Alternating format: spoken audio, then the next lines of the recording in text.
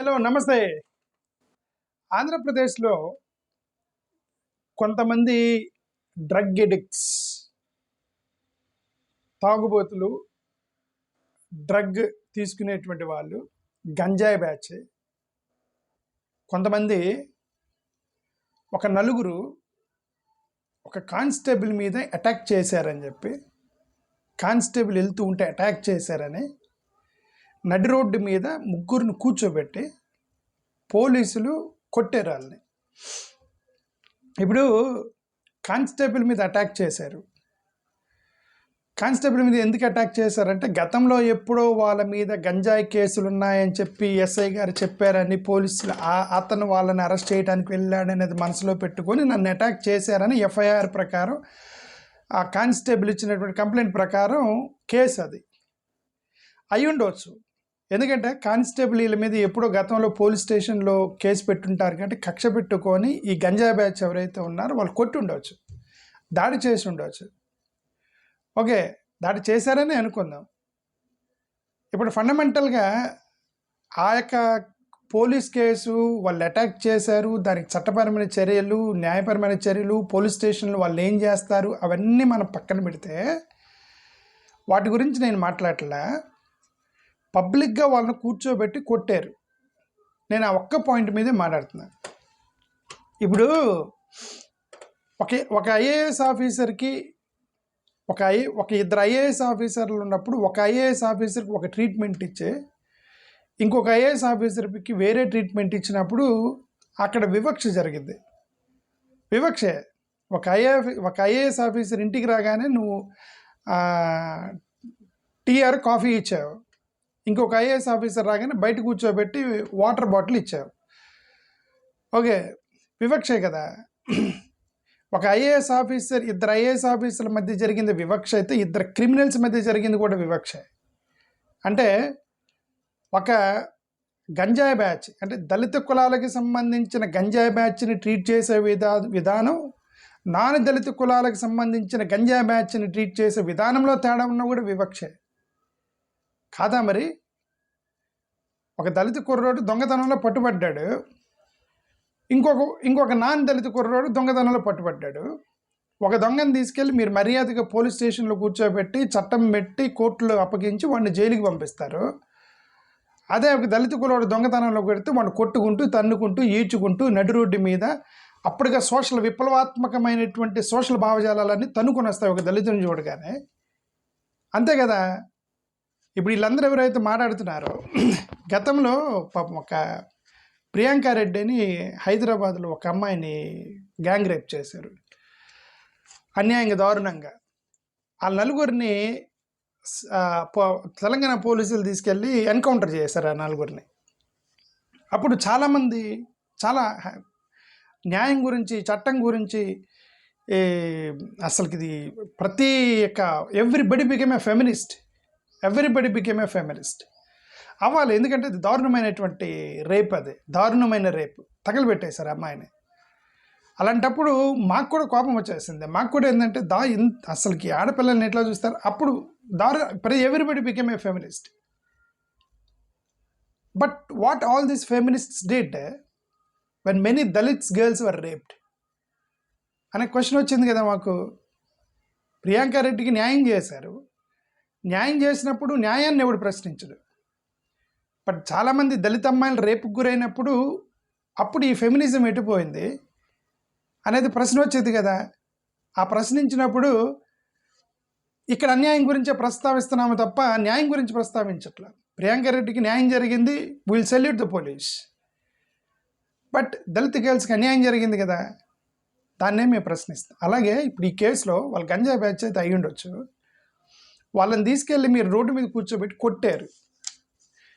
Okay, కొట్టడం మీకు కరెక్టేనా అనుకుందాం. ఎందుకంటే వాళ్ళు గంజాయి బ్యాచ్, అది కూడా పోలీసుల మీద అటాక్ చేశారు. కనీసం కొద్దిగా భయం ఉండాలి, పోలీస్ అంటే భయం ఉండాలి. ఎందుకంటే చట్టాన్ని కాపాడేటువంటి పోలీసులు అంటేనే భయం లేకపోతే ఇంక విచ్చలవిడిగా క్రైమ్ చేస్తారు. కాబట్టి పోలీసులు అంటే భయపడాల్సిందే, 100% భయపడాల్సిందే. కాబట్టి రోడ్డు మీద కూర్చోబెట్టి కొట్టారు, fine, that is absolutely fine. But మేము అడిగేది ఏంటంటే ఆగస్టు 16వ తారీఖు 2018 ఇదే తెలుగుదేశం ప్రభుత్వం గవర్నమెంట్లో ఉన్నప్పుడు కొంతమంది ఫారెస్ట్ ఏరియాలో తాగుతూ ఉన్నారని ఒక పోలీస్ కానిస్టేబుల్ వెళ్ళి ఇక్కడ ఎందుకు తాగుతున్నారు, ఇది ఫారెస్ట్ ఏరియా అని చెప్పినందుకు అతన్ని కొట్టి అతని చేత కాళ్ళు పట్టించుకొని క్షమాపణ చెప్పించిన ఇన్సిడెంట్ మీరు మర్చిపోయారా? వాళ్ళలో ఆ కొట్టిన వాళ్ళలో ఒకరు తెలంగాణ ఎమ్మెల్యేకి సంబంధించిన మనిషిని అని అన్నాడని చెప్పి ట్రోలింగ్ జరిగింది అప్పుడు. అంటే అర్థం ఇదే పోలీస్ ఇప్పుడు ఈ గంజా బ్యాచ్కి అక్కడ తాగుతున్న వాళ్ళకి ఏంటి డిఫరెన్స్ అంటే బోత్ ఆర్ డ్రగ్స్, రైట్? ఇక్కడ గంజా తీసుకున్న డ్రగ్ తాగిన డ్రగ్గే కదా. So similar nature. ఇక్కడ పోలీస్ని అటాక్ చేశారు, అక్కడ కానిస్టేబుల్ని అటాక్ చేశారు. బట్ ఇక్కడ ఎందుకు వీళ్ళ ముగ్గురు రోడ్డు మీద కూర్చోబెట్టి కొట్టారు, అక్కడ ఎందుకు ఎమ్మెల్యే మనుషులు అని చెప్పేసి ఊరికే కేసు పెట్టి కేసు పెట్టి లోపలికి వెళ్ళి తీసుకెళ్ళి వాళ్ళని ఇంటికి పంపించారు? Fundamentally right. ఇది చాలా ఆలోచించదగిన విషయం. మేమేమన్నామంటే శిక్షించడానికి నువ్వు ఎక్కడైనా శిక్షించు. రేప్ చేసేవాడిని నడి బజార్న కాల్చేస్తాను, కాల్చాయి, అందరిని కాల్చాయి. నేను అదే అంటున్నా.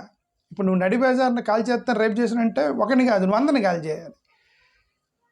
ఒక కులస్తాను నువ్వు కాల్ చేసి ఇంకొక కులస్తాను వదిలేయకూడదు.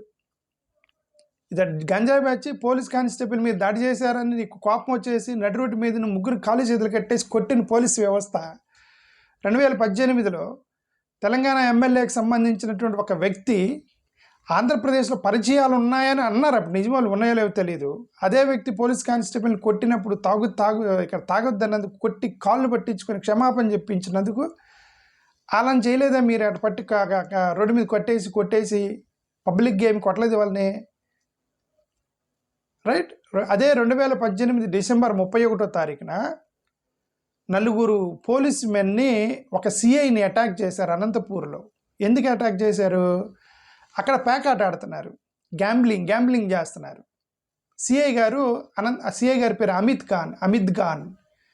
సిఐ అమిత్ ఖాన్ 2018 అదే తెలుగుదేశం ప్రభుత్వం డిసెంబర్ 31వ తారీఖున అనంతపూర్లో గ్యాంబ్లింగ్ జరుగుతుందని ఇన్ఫర్మేషన్ వస్తే రైడింగ్కి వెళ్ళాడు.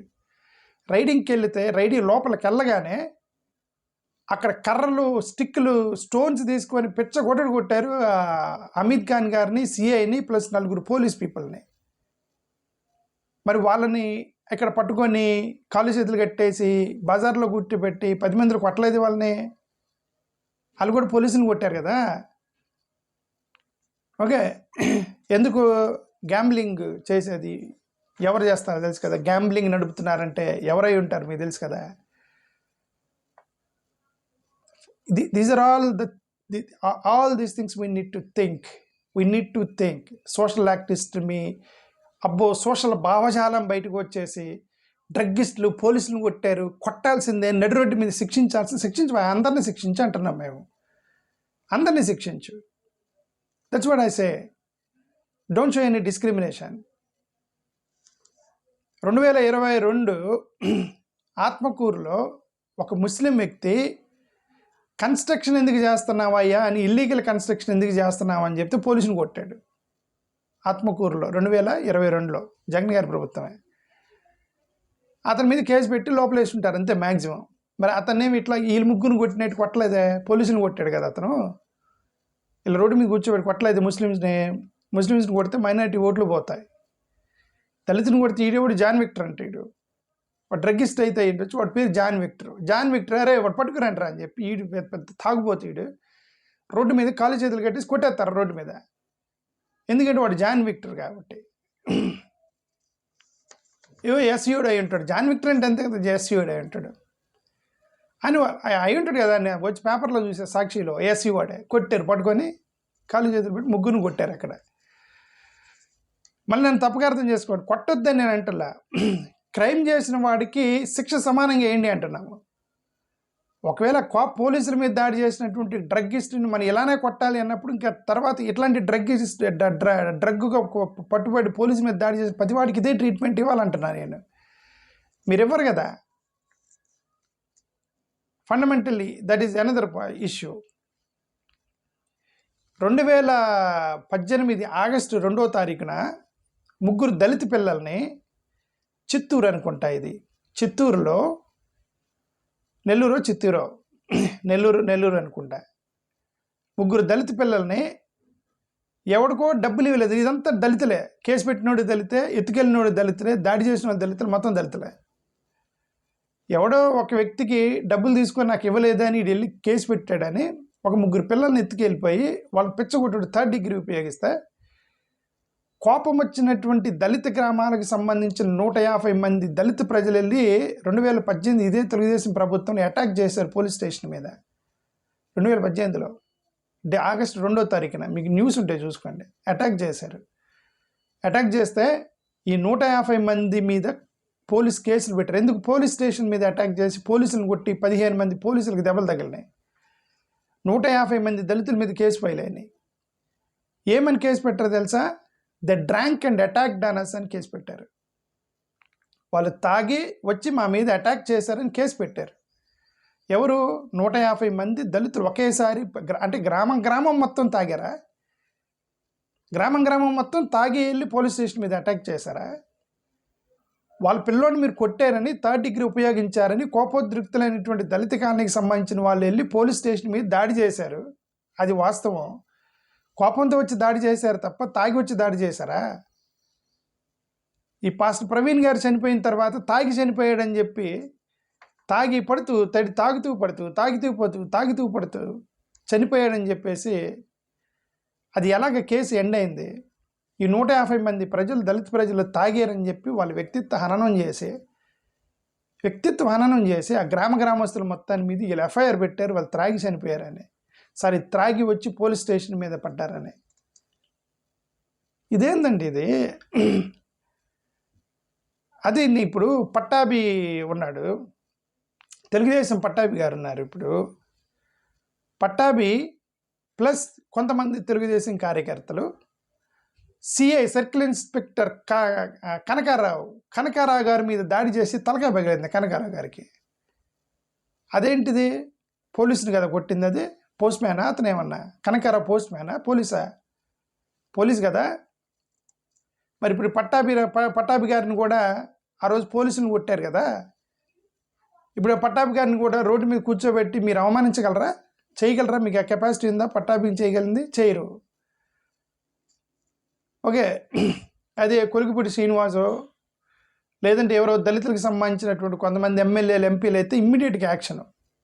కొలికిపూడి శ్రీనివాస్ని ఇప్పుడు 3 సార్లు పిలిచి వార్నింగ్ ఇచ్చారట. నువ్వు లైన్ క్రాస్ చేస్తున్నావు కొలికిపూడి శ్రీనివాస్ అని.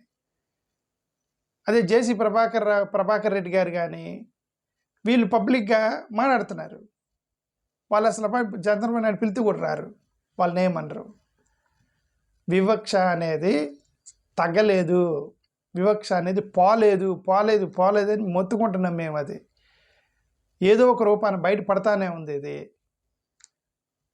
ఓకే, వైఎస్ షర్మిల గారు తెలంగాణలో పోలీసుని చెంప మీద కొట్టారు. జాగ్రత్తగా నేనేం షర్మిల గారిని అనమని, స్త్రీ మహిళని ఆమెను మీరేమి హింసించండి నేనేమనలా. నేనేమన్నంటే వైఎస్ షర్మిల గారు పోలీస్ మీద కొడితే షర్మిల గారి మీద ఒక కేసు ఫైల్ చేసి అరెస్ట్ చేసి చెంచులగూడ జైలుకు ఎక్కడికో పంపించారు.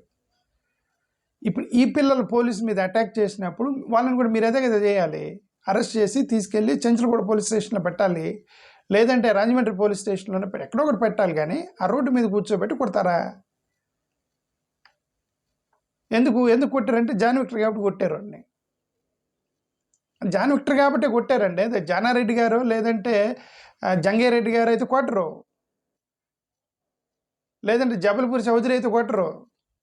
జాన్ విక్టర్ కాబట్టి ఎస్ఐడ్ కాబట్టి కొట్టారు అంతే. చాలా పొలిటికల్ అటాక్లు జరిగాయి కదా. ఇప్పుడు మీరే పేర్ని నాని గారి మీద కేసు పెట్టారు కదా. Guntur Machilipatnam rural police station మీద అటాక్ చేశాడని చెప్పేసి పేర్ని నాని గారి మీద కేసు పెట్టారు. ఓకే, పోలీసుల మీద అటాక్ అని మీరు కేసు పెట్టారు. సరే, ఇవన్నీ పొలిటికల్ ఇష్యూస్. ఇవన్నీ ఆయన నిజంగా అటాక్ చేశారా లేదా అని మనకు తెలియదు. 2018లో 10 సంవత్సరాల అమ్మాయిని మొలిస్టేషన్ చేశారని గుంటూరు పోలీస్ స్టేషన్లో 15 మంది పోలీసుల మీద దాడి చేశారు. ముస్లిం కమ్యూనిటీ వాళ్ళు వెళ్ళి దాడి చేశారు. ఎందుకంటే 10 సంవత్సరాల అమ్మాయిని మొలిస్టేషన్ జరిగింది, పోలీసులు పట్టించుకోలేదని. అది తెలుగుదేశం గవర్నమెంటే. కేసు పెట్టి చంద్రబాబు నాయుడు గారు కేసును విత్డ్రా చేసుకున్నారా ముస్లిం యువకుల మీద. ఎందుకంటే ఎలక్షన్స్ దగ్గర 19 ఎలక్షన్ జరిగినాయి కదా, అప్పుడు కాంగ్రెస్ అలయన్స్లోకి వెళ్ళాడు కదా ఆయన, ముస్లింలు ఓటు బ్యాంకులు పోతాయని పెట్టిన కేసు వెనక్కి తీసుకున్నాడు. పోలీసుల మీద దాడి చేసిన కేసే కదా అది. ఓకే, ఇవన్నీ ఒకటి కాదు. నేను ఒకటే ఫైనల్గా నా వీడియో నేను ఒకటే చెప్పేది, తప్పు చేసిన వాడిని ఎక్కడ శిక్షించాలి, ఎలా శిక్షించాలి అనేది మీ దగ్గర ఒక రాజ్యాంగం అనేది ఉంటే ఆ రాజ్యాంగం అందరికి ఉండాలి అంటున్నా. ఆయన నువ్వు నడి రోడ్డు మీద కొడతావా, లేకపోతే బాత్రూంలో కొడతావా, లేదా పోలీస్ స్టేషన్లో కొడతావా, లేదంటే కోర్టుకు అప్పగిస్తావా అనేది చట్టం అందరికీ సమానంగా ఉండాలండి. కులాన్ని బట్టి వ్యక్తిని బట్టి వాడికున్న బ్యాక్గ్రౌండ్ బట్టి మారటం అనేది పొరపాటు. అది మానవ హక్కులు తర్వాత సంగతి. మానవ హక్కులు లేవు, ఏం లేవు, సమానత్వం కాదు. ఆర్టికల్ 14 రాజ్యాంగం, everybody is equal in front of the law irrespective of caste, creed, religion, the fundamental right of Indian Constitution that you violated in Andhra Pradesh by beating 3 people on the road. By beating 3 people on the road is not violation. You are beating only those 3 people on the road and not beating the other people who did the similar crime somewhere in 2018 is violation of Indian Constitution, Article 14, written by Dr. B.R. Ambedkar. Thank you, namaskar.